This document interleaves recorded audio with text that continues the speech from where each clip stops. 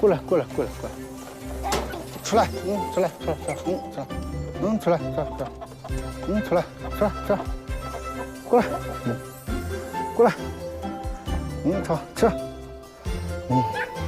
走，好，好，好，走，走。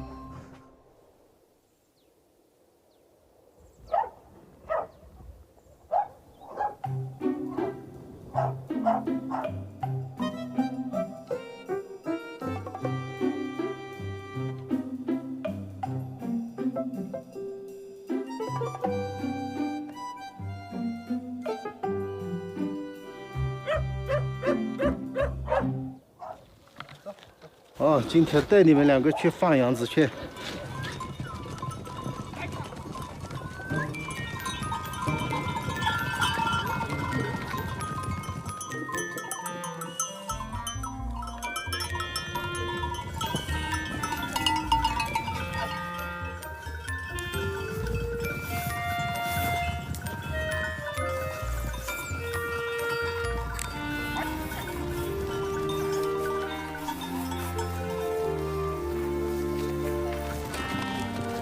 森林深处的冬牧场到了，但2位实习生的步子显得十分的不情愿。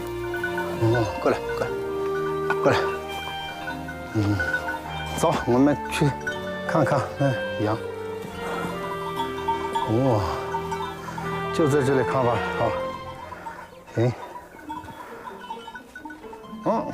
出去玩，去。这是大宝、小宝第一次出远门。他们还从未和羊群有过正面的接触，对自己在这趟旅行中要练习的技能也没有什么清楚的认识。长大了就好好的放羊子，去。既然是看羊，那就看看吧。简单一看，羊是一种比自己巨大好多倍的生物。头上还有一对天然的武器。仔细一看，它们小的时候好像也构不成什么威胁。现在可以靠近一点了。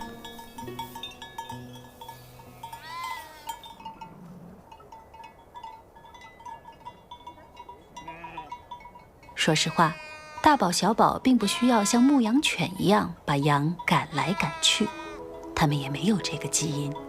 他们要练习的是辨别羊群之外不同的气味，判断周边环境的风吹草动。如果老熊真的出现了，能在第一时间扯开嗓门报个警，把它吓跑就可以了。